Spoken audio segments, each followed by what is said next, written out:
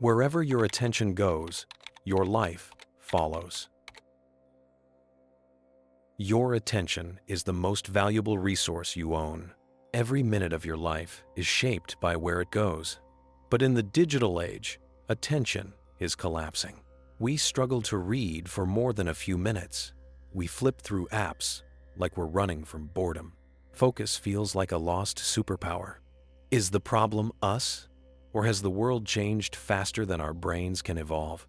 Today, we'll explore the science behind why our focus is shrinking, who is stealing it, and how you can reclaim your mind before it's too late.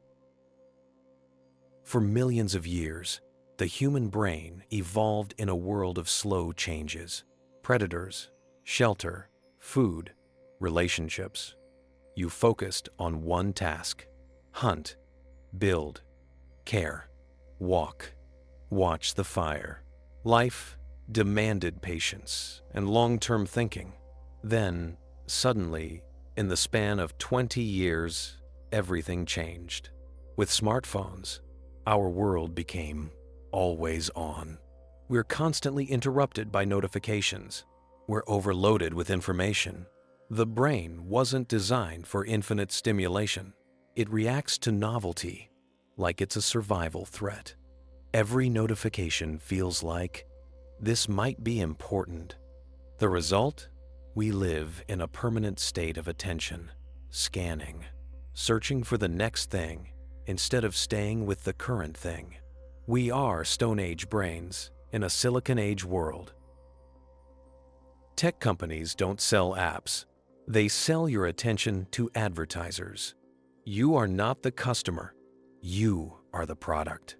Platforms like YouTube, TikTok, and Instagram are built on infinite scroll, autoplay, variable rewards, social validation loops. These features hack the same dopamine system casinos use. Every swipe says, maybe the next one will satisfy me. So we keep scrolling, even when we're exhausted. The more your attention is captured, the more money they make. This is not a psychological accident. This is deliberate engineering. Attention is the currency of the digital age, and everyone is trying to steal yours. Dopamine is the brain's motivation and anticipation chemical.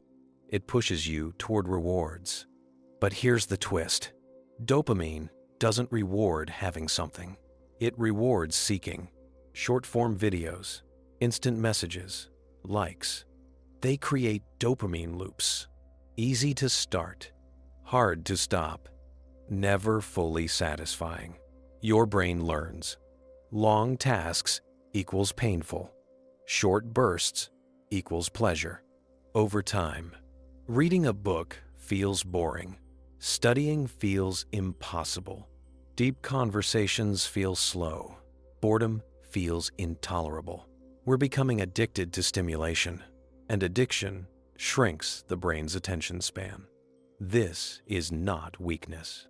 It's neuromechanics. The average person now switches screens over 1,000 times per day. Every switch has a cost. Psychologists call it attention residue. When you jump to a new task, part of your mind stays behind on the old one. Like trying to read while someone whispers your name. You lose depth, understanding, memory. Multitasking is a myth. The brain can only do one thing at a time well. When attention is fragmented, productivity drops by 40%. Stress increases. Creativity collapses. Thinking becomes shallow. We're constantly busy, but rarely present. Without focus, everything costs more mental energy.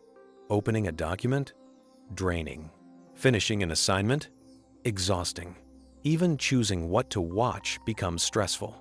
This exhaustion isn't laziness. It's the result of decision fatigue and dopamine burnout. Your brain is overloaded with messages, recommendations, alerts, choices, noise. You wake up tired before doing anything. An exhausted brain seeks easy stimulation, which leads to more exhaustion, a perfect self-reinforcing trap. Apps are designed to disarm your willpower. They use red notifications that trigger alertness, personalized feeds that feel irresistible, stories that expire, creating urgency, likes and comments that fuel insecurity. They attack your FOMO, fear of missing out, social comparison, validation needs. Humans survive by belonging. So, we care deeply about reactions. As a result, your phone feels like your identity.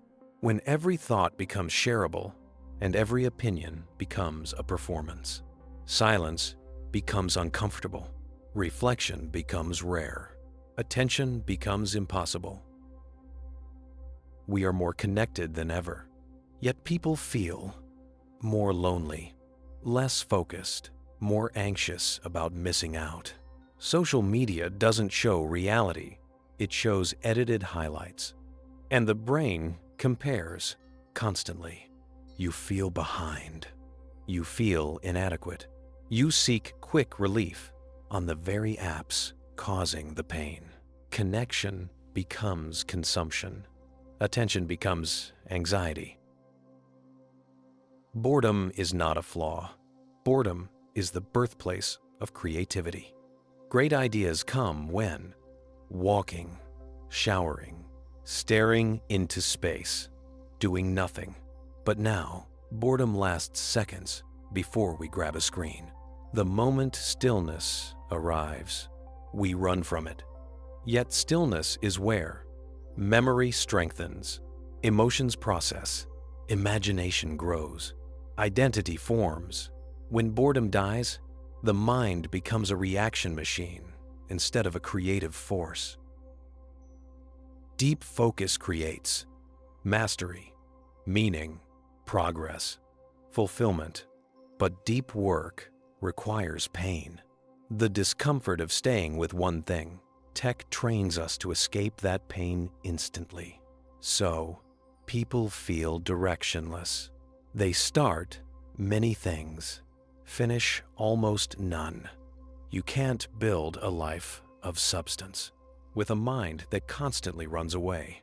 Attention isn't just a skill, it's who you become. Your attention is a battle.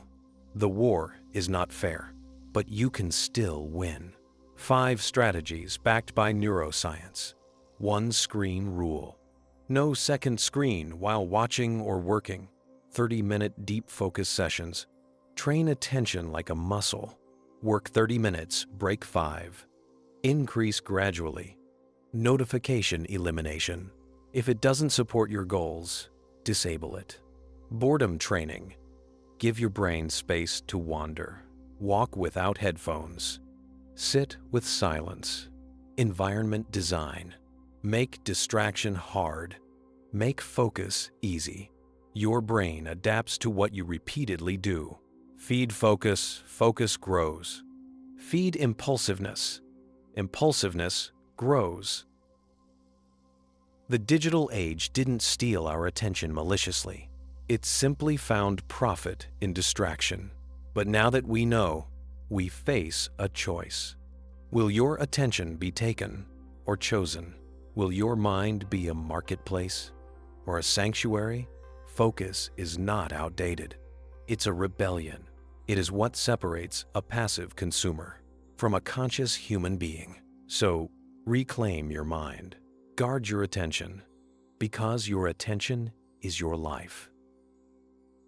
If you learned something, share this with someone who's always scrolling. Subscribe for more science and philosophy about the mind, and join me on the journey of building a stronger inner world.